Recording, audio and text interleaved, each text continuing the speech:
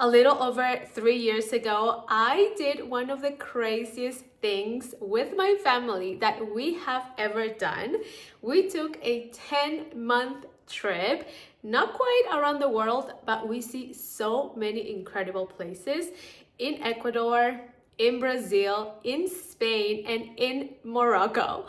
And today I want to tell you all of the things that made this trip possible. So if you've been thinking about traveling with your family for a long period of time, these are some of the things that helped us, and hopefully they will help you too. If you are new here, my name is Ana and I am a homeschooling, stay-at-home mom, content creator, book lover, travel lover, and I am doing a 100 days of daily YouTube posting challenge, and we are on week 2. This is like video 14 maybe. I have lost track, but you can already start going into all of my previous videos and you're gonna find all of these topics sprinkled through there. I talk about my life as a content creator mom. I talk about homeschooling, how I started, why I started, and I even have some fun videos about my deep obsession with fantasy romance books. So make sure you subscribe so you don't miss any of the future videos, and so you can join me and we can do this together all the way to the end.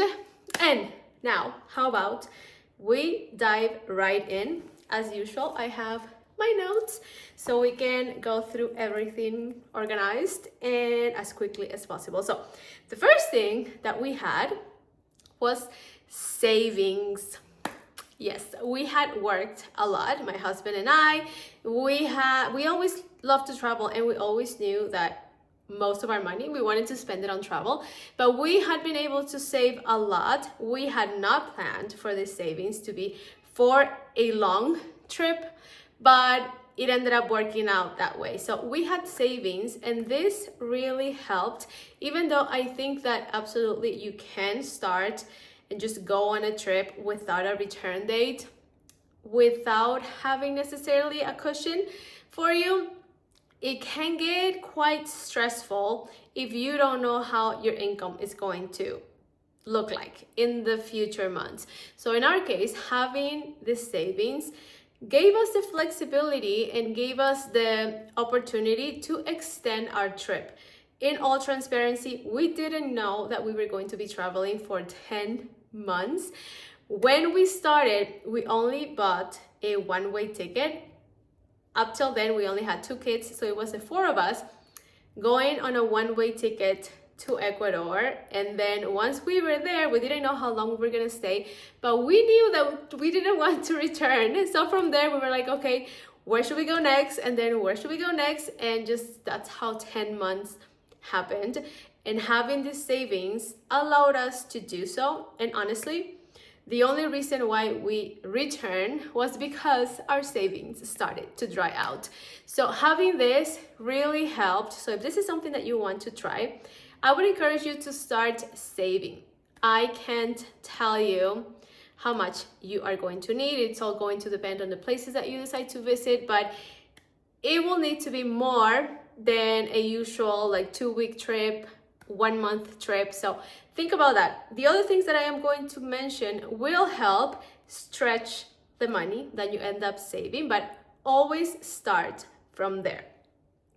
The second thing that helped us do this, and I know it is a very important thing because not everybody is in the same situation, but we had jobs and work responsibilities that allowed us to do this. I was already self-employed, working as a coach and doing some like social media things. Like I was starting to dip my toes into the online business world. But the more important thing is that I didn't have a job that I had to go to or like ask permission to go on this big trip. So I had the freedom that I had been craving for a very long time, because I had been working for many years as a general restaurant manager. So my calendar was always booked. I only could travel 2 weeks at a time. So having this flexibility now made it the perfect opportunity, at least for me. In the case of my husband, he was working for a company where he would He didn't have like scheduled commitments. Most of his income came from commissions, and that had allowed us to save a lot. And it also gave him the flexibility to just one day decide that we were just going to go and he was going to stop working. So that was one of the main things that allowed us to go on this long trip. And again, if you have a different work situation, it may be a little challenging. So just putting that out there. Everyone has different situations, but I wanted to be full transparent on how it was possible for us. Now, the next thing that we did, which was kind of a unique situation as well, is that we used to share a house with my parents. It was a really big house, and we had been living together for some years now, and it was quite simple to tell them that we were going to go on a trip, and we didn't have a landlord to answer to. We didn't have to break a lease. So that gave us a lot of flexibility as well. And it also gave us the confidence that when we wanted to stop our trip, we would always have this place where we could come back to. So that helped a lot as well. Now, I know these three things that aside from the savings part, the work situation and the housing situation was kind of like in our favor. And I know it's something that a lot of times we cannot control, but all of the things that I am going to tell you now are definitely things that you can control of your trip, and that will help you make this trip longer than probably all of the trips that you have taken so far. So the next thing that we did is that we chose cheap countries. And when I say cheap countries, I mean low cost countries in comparison to the US where we currently live. And we started with Ecuador because we are Ecuadorian and it felt safe. We had never traveled without a return ticket, and it felt safe to go to a place that we already knew. It was our language, it was our people, we had family there.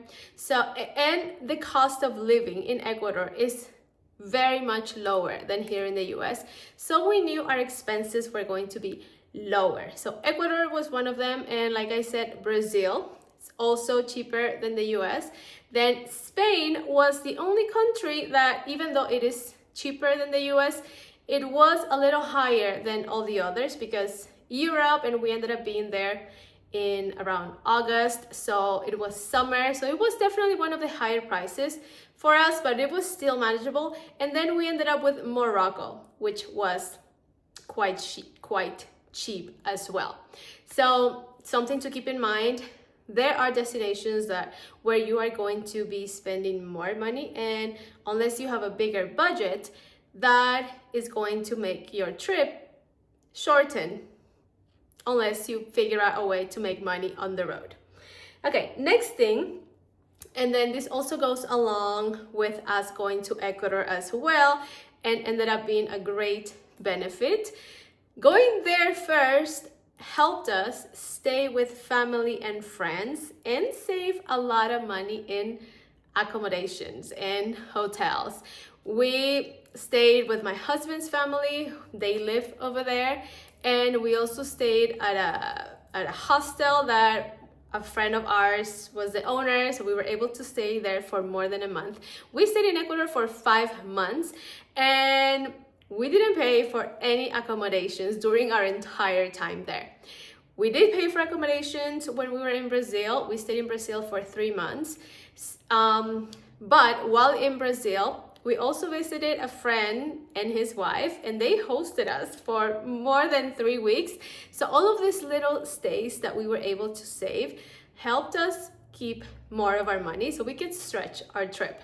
In Spain, and one of the big reasons why we chose to go there, even though it was a higher price considering all of the other destinations, was that a friend invited us to her house, and we stayed with her for like a month.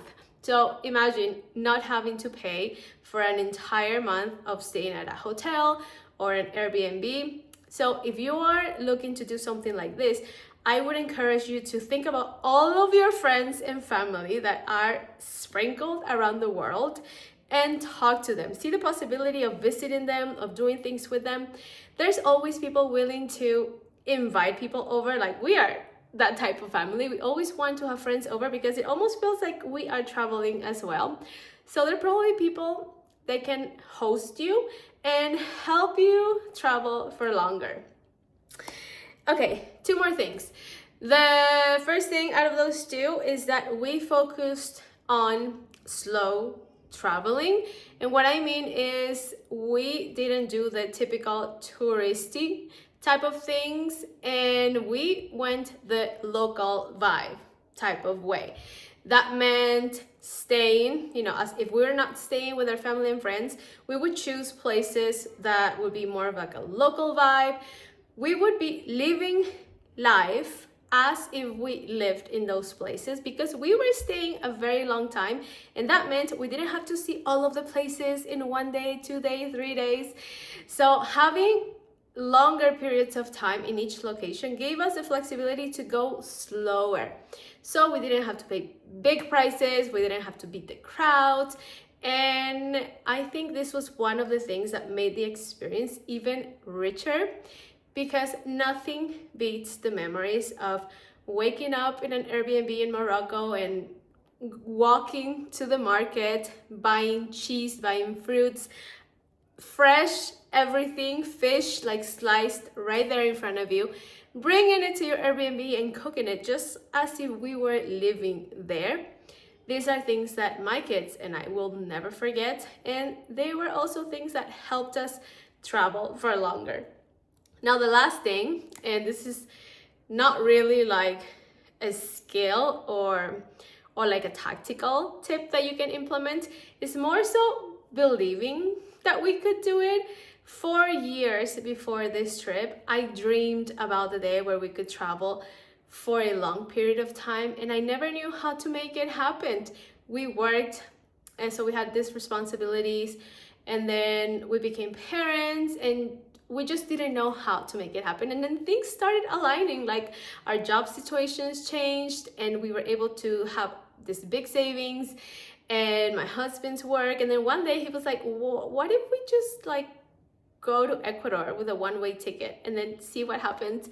And look at what happened then. Just believing that something like this could be possible for you, even if you don't know the how. Just thinking about it. It's like you are a radio and you're like tuning yourself to this frequency of wanting and desiring something from your heart and from your soul. Sometimes just doing that act can open the most incredible doors, or can kickstart a series of events that can end up creating an experience like this for you. I believe in that, and I think if it happened for me, it can absolutely happen for you. I can't wait for the day where we can do this again. Now, as a family of 5, I still dream about it. I still cry when I think about this incredible trip and how I wish we were still traveling.